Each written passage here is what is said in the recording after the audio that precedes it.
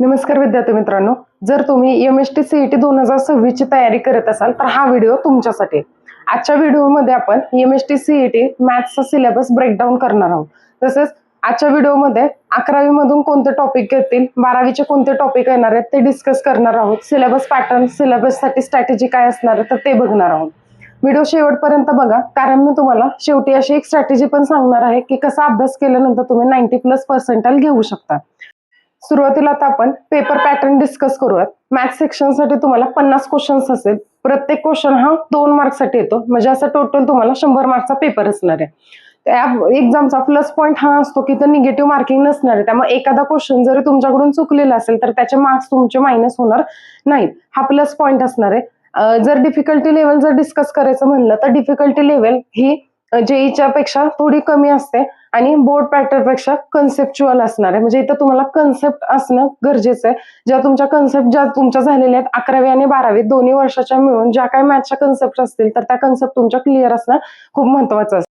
तुम्हाला आता paper pattern समजलेला आहे, पेपरची डिफिकल्टी लेवल पण समजलेली आहे. तर आता आपण पहिल्यांदा 11वीचे महत्वाचे पॉईंट कोणते कोणते टॉपिक्स असणार आहेत तर ते डिस्कस करूयात. बघा, पहिला महत्वाचा टॉपिक असणार आहे तो ट्रिग्नोमेट्री. 11th तुम्हाला ट्रिग्नोमेट्री ही 9th पासून शिकत आलेला आहे. त्यामुळे 9th पासूनचा जो ट्रिग्नोमेट्रीचा बेस आहे तिथपासून ते 11वी 12वी मध्ये तुम्ही ट्रिग्नोमेट्री शिकलेला आहात तर तो पॅटर्न हा महत्वाचा असणार आहे. त्याच्यानंतर दुसरा असतो तो स्ट्रेट लाईन चॅप्टर आहे. त्याच्यानंतर सर्कल, नेक्स्ट आहे प्रोबॅबिलिटी, त्याच्यानंतर complex number, permutations and combinations, limits and continuity, functions आणि कोनिक्स. कोनिक्स मध्ये तुम्हाला माहिती आहे पॅराबोला, हायपरबोला ह्याचे इक्वेशन्स असतात, त्याच्यावर तुम्हाला क्वेश्चन्स येतात. म्हणजे टोटल तुम्हाला 11वीतले टोटल 9 चॅप्टर्स तुम्हाला सीईटी साठी असणार आहेत. मग तुमचा जो सीईटीचा पॅटर्न असतो तर त्याला ऑन अँड ऍव्हरेज 20% सिलेबस हा तुम्हाला 11वी मधून येतो आणि 11वी मधले हे महत्वाचे टॉपिक्स असणार आहेत तुम्हाला, ज्याचा तुम्हाला स्टडी करायचा आहे. आता 11वीचा आपण पेपर पॅटर्न डिस्कस केला. आता आपल्याला 12वीचे कोणता 12वीचे पार्ट्स मधले सिलेबस येणार आहे तर ते डिस्कस करायचे.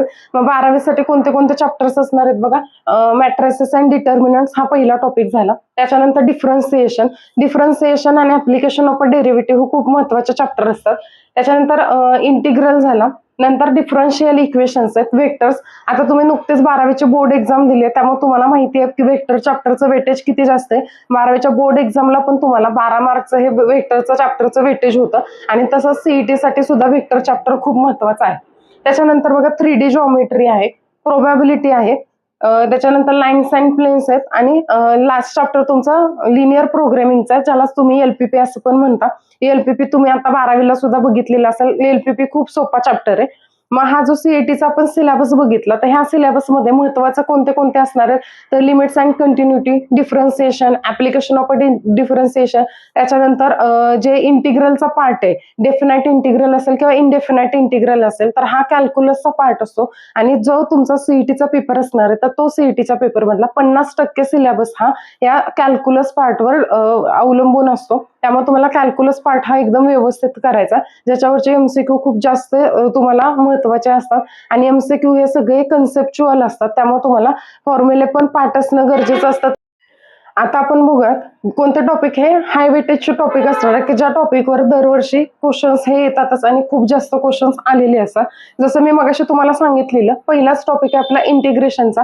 मग इंटिग्रेशनच्या पार्टमध्ये डेफिनाइट इंटिग्रल येतं, इनडेफिनाइट इंटिग्रल येतं, हे दोन्ही सुद्धा पार्ट महत्वाचे. त्याच्यानंतर ऍप्लिकेशन ऑफ अ डेरिव्हेटिव्ह. मग ऍप्लिकेशन ऑफ अ डेरिव्हेटिव्ह जर तुम्हाला स्टडी करायचा असेल तर त्याच्यासाठी डिफरन्सिएशन हा पार्ट त्याचा बेस असणार आहे. त्यामुळे तुम्हाला डिफरन्सिएशनचा व्यवस्थित स्टडी करावा लागेल. जर तुमचं डिफरन्सिएशन व्यवस्थित असेल तर तुम्हाला ऍप्लिकेशन ऑफ डेरिव्हेटिव्ह मध्ये काहीच अडचण येत नाही. त्याच्यानंतर नेक्स्ट टॉपिक आहे वेक्टर्स. जसं मगाशीच मी डिस्कस केलंय तुमच्यासोबत की वेक्टर्स हा चॅप्टर खूप महत्वाचा आहे आणि वेक्टर्स हा चॅप्टर असा आहे की तिथं थेरी पार्ट हा खूप जास्त असणार आहे. त्यामुळे तिथं तुमच्या कन्सेप्ट क्लिअर असणं खूप महत्वाचं असतं. हा झाला तिसरा चॅप्टर वेक्टरचा. त्याच्यानंतर आहे 3D जॉमेट्री. तुम्ही स्टडी करतच आलेला 10th पासून तुम्ही 3D जॉमेट्रीचा स्टडी करताय, त्यामुळे तिथं पण ते महत्वाचं असणार आहे 3D जॉमेट्री बद्दल स्टडी करणं. आणि शेवटचा आहे बघा प्रोबॅबिलिटी. कारण प्रोबॅबिलिटी हा चॅप्टर तुम्हाला 11वीला सुद्धा आहे आणि 12वीला सुद्धा आहे. तुम्ही 12वीला असता ते बायनॉमियल डिस्ट्रीब्युशन बघितलं तुम्ही, ती पण प्रोबॅबिलिटीचाच पार्ट येतो. 11th मध्ये तुम्ही प्रोबॅबिलिटी डिस्कस केले. प्रोबॅबिलिटी जर म्हणाय गेलं तर तुम्हाला 9वी 10वी पासून प्रोबॅबिलिटी येतं आणि तुम्हाला माहिती आहे. हा चॅप्टर जरी दिसाय सोपा दिसत असेल तरी या चॅप्टरवरचे तुम्हाला MCQ ला क्वेश्चन खूप जास्त येतात.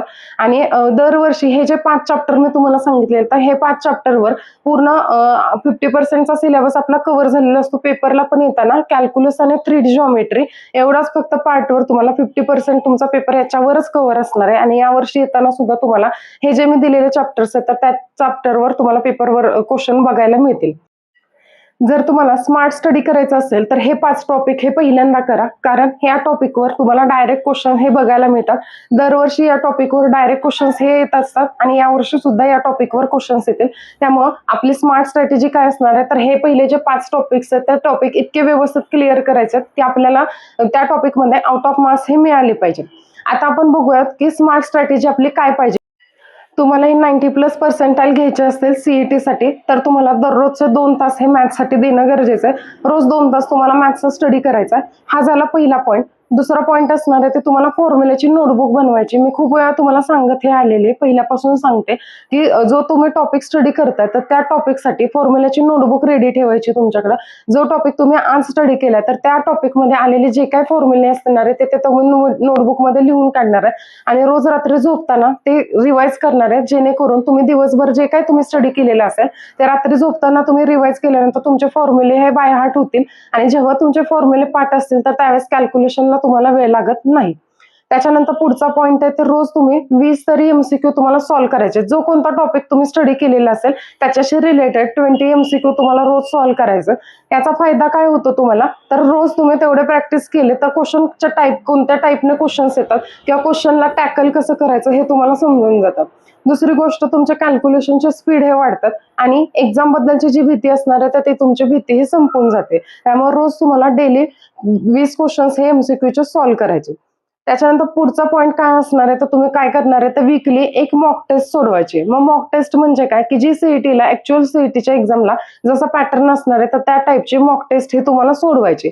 मग मॉक टेस्टचा फायदा काय राहतो, तर तुमचा तिथं ज्यावेळेस तुम्ही CET-च्या एक्झामला जाणार आहात तर त्यावेळेचं जे टाइम मॅनेजमेंट असणार आहे तर ते तुम्ही आतापासून जर मॉक टेस्ट सॉल्व्ह करत असाल तर टाइम मॅनेजमेंट तुम्हाला जमणार आहे. त्यामुळं रोज एक मॉक टेस्ट तुम्हाला सॉल्व्ह करायची.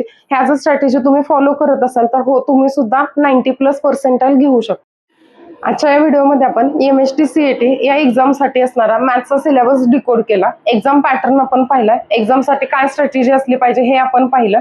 व्हिडिओ जर तुम्हाला हेल्पफुल वाटला असेल तर व्हिडिओला लाईक करा. जे कोणी नवीन असाल त्यांनी गणित सेतू या चॅनलला सबस्क्राईब करा. भेटूयात पुढच्या व्हिडिओमध्ये. व्हिडिओ कसा वाटला हे मला कमेंटमध्ये सांगा. भेटूयात पुढचा व्हिडिओ म्हणजेच डिफरन्सिएशन मध्ये. All the best future engineers. Thank you.